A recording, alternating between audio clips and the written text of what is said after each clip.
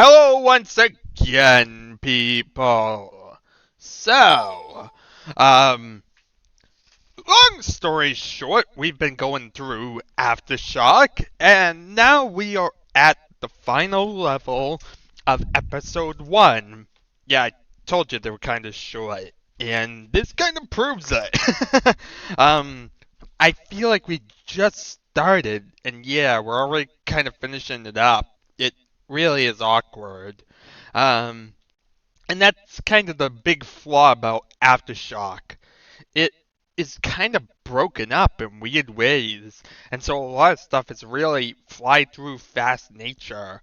And that really is kind of applicable to everything in Aftershock. Even the standalone levels are kind of like that. Things that are quick to kind of fly through. They take a little longer to write, but that's aside the point. To actually play them is pretty quick. So yeah. Let's load this thing up and shoot stuff. Because I have no idea what else to do. Watch this other person play the level for me. Or play it myself. What a debate. Fire Scirocco. Now done, just like this guy. Yep, now it feels just like the guy we just saw. Except, you know, it's me. Ain't this amazing? Looks totally different than what we just saw.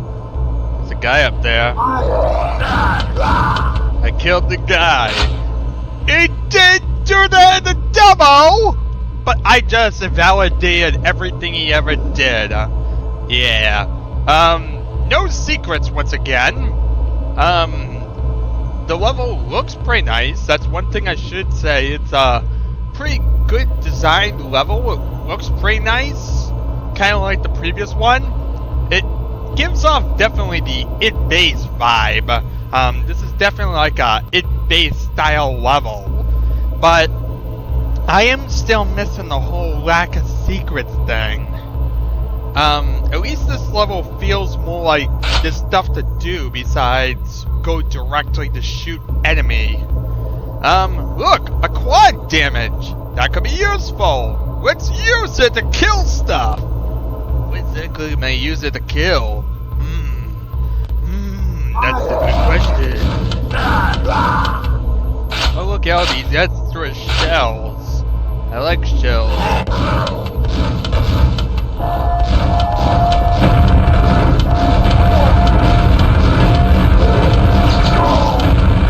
Owie. But I want to get some little extra ammo. So, had to injure myself. You can jump up here! As that basically blatantly tells you, you can basically jump up and get some reward for jumping up like that. I can jump!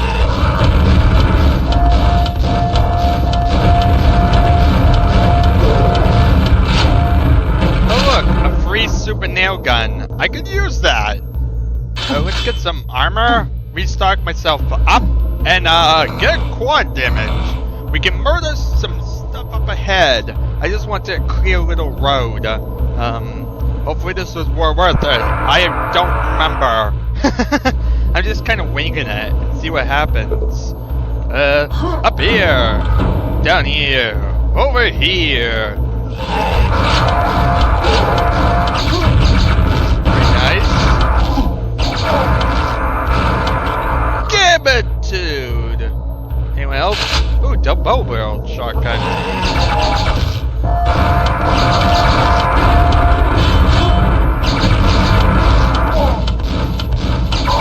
Is it just me or did we go from one armor to another armor pretty fast? Yeah. We already just got one and now here's another. Well, there you are. Now down here there was a rocket launcher. That's useful. Now I can wipe out everything. Yeah, look at that. I feel good about life. And as I just said, nothing really to do but shoot things. So yeah, inspiration, shoot things. It's much like a Dark Hour level. Which is no problem. We played Dark Hour and we had a lot of fun with it. So I'm not going to be right to complain about it right away. They're just weaker than the two we just played at the beginning. So I assume I shoot this? A ring is nearby! Ooh! Yeah, one thing I should say about this. Be careful not to ride it to the top. It will crush you, this thing. And Ring of Shadows, the most useless power-up of them all. Oopsie. Fell off! I fell off! You can do it, buddy! Without getting crushed by the world. Here we are. Some cells. Some random cells. And a thunderbolt. I like thunderbolts. Random death knight. And now everyone knows I'm here and is going trying to kill me. Oh, this is a totally pointless power-up.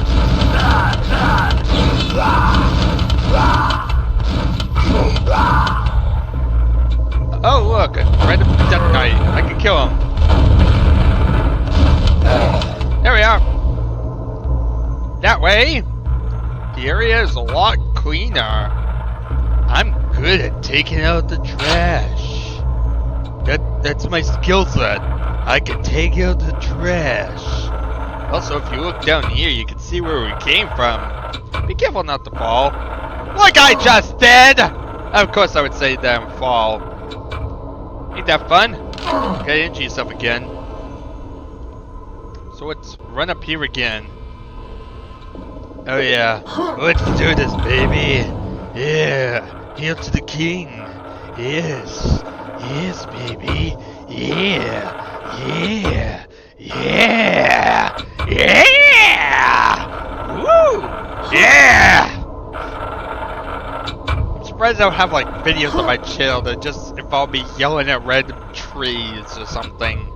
Yeah, like this is what I do in my spare time. Not exactly the most sane of YouTubers, that's for sure. Nope. We are the weird side of YouTube. Yep, the dark side nobody wants you to see. Yeah. Congratulations, children. You found it. Want some candy? And that's how I go offline. Okay, we have a reservoir. Must kill the Lord. I can do it by the power of Grayskull. Oh god, this might be bad. Okay, he's dead. I killed him. Okay. Totally anticlimactic, but he died. He died a miserable death. One that could never be repeated again through the history of histories. Oh look, a health pack. I could use that. Hooray! And some nails I don't even use. Like, I have 200 nails, so I haven't even touched the nail gun yet. You must make a leap of faith! Wait, what?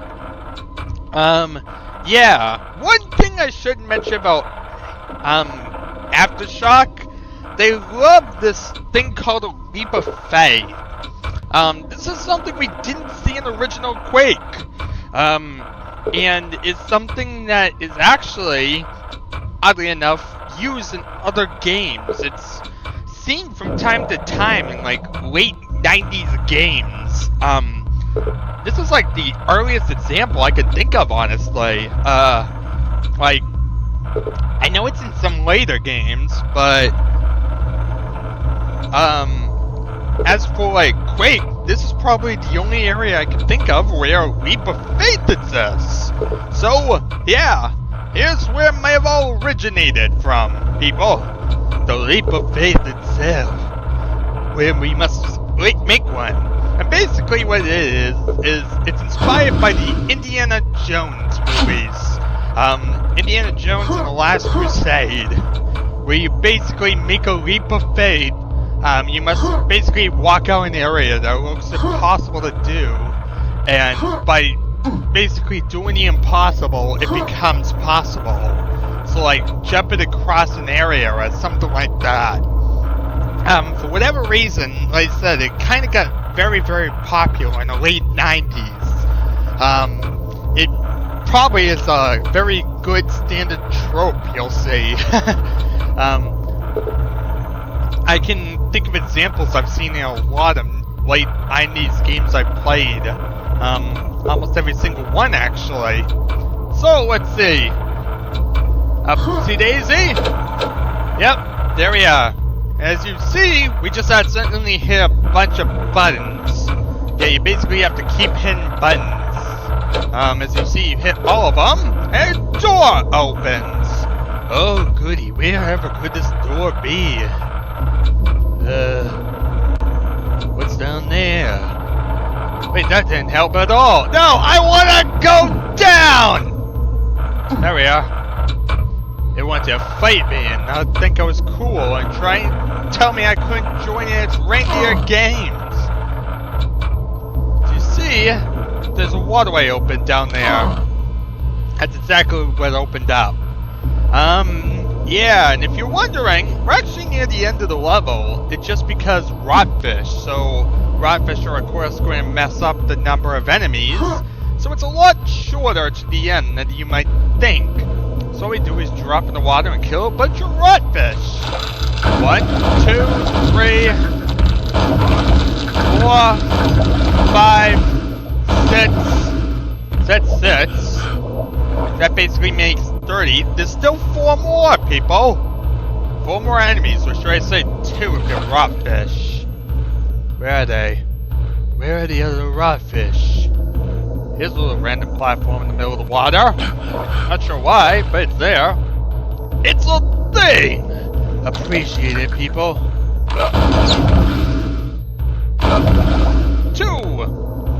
rotfish! Heck, heck, heck. And that pretty much is the end of the level. Yeah. Look at that. I killed everything. Yeah. Honestly, this level felt pretty easy, honestly. Mainly because it gets so overpowered in the course of it. The Vor was an inconvenient spot for it, and most things weren't too challenging. Honestly, after playing Dagger, this felt a lot easier. Yeah. And that's the end of episode 1! Really? Really anticlimactic to just have it in 4 levels. But I will say this level is pretty nice. It does look pretty nice.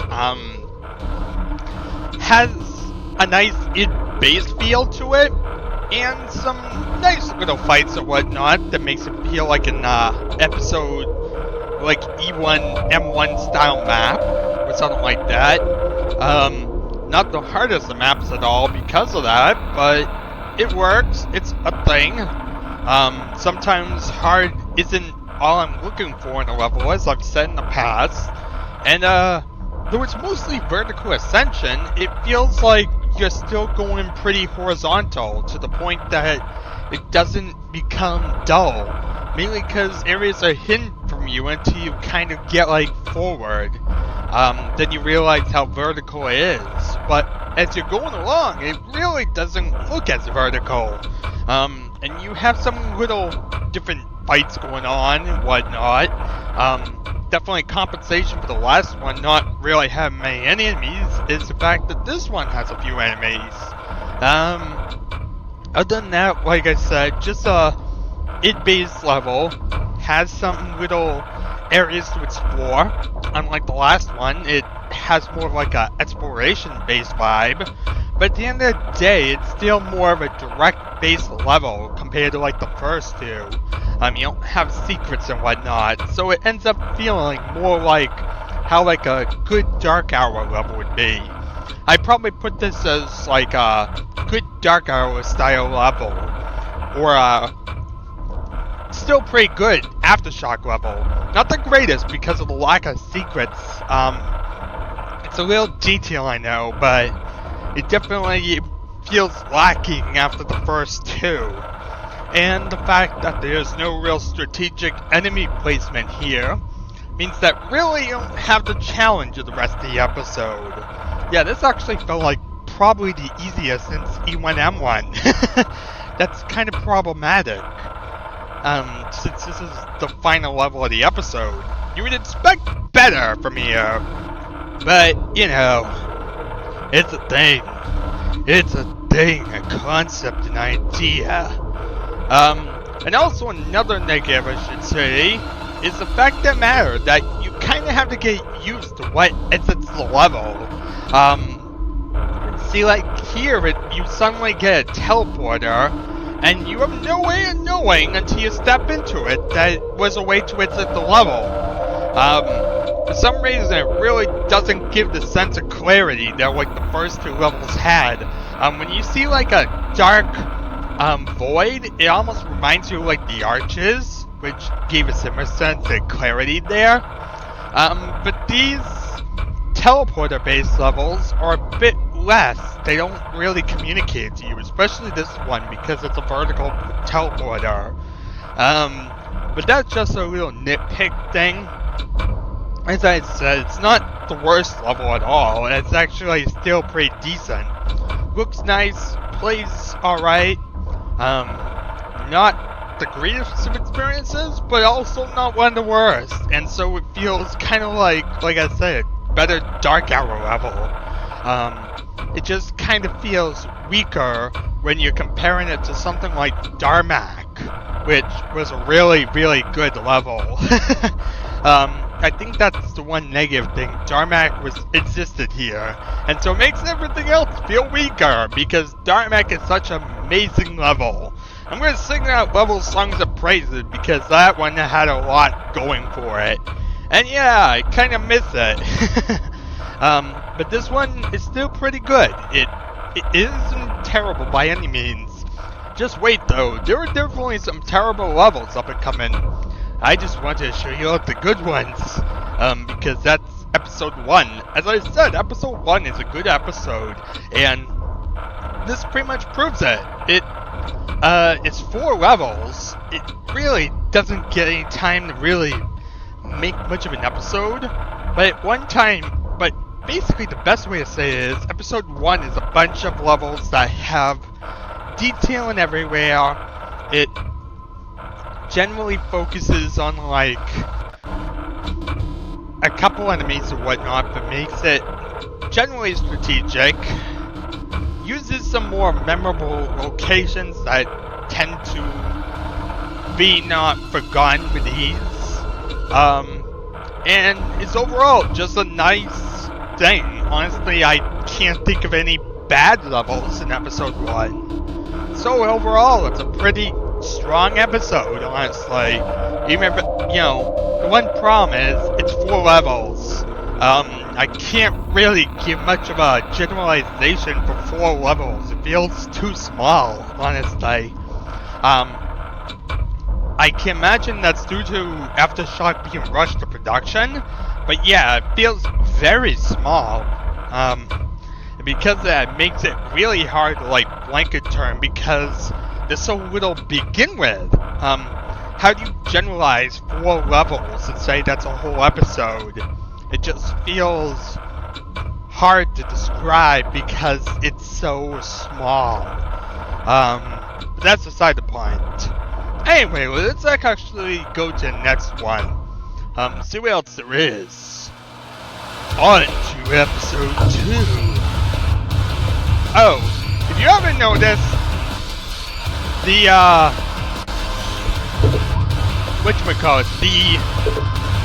guns, they stay with you between the episodes. So yeah, if you're playing Aftershock normally, you can get ridiculously overpowered because each one retains the guns.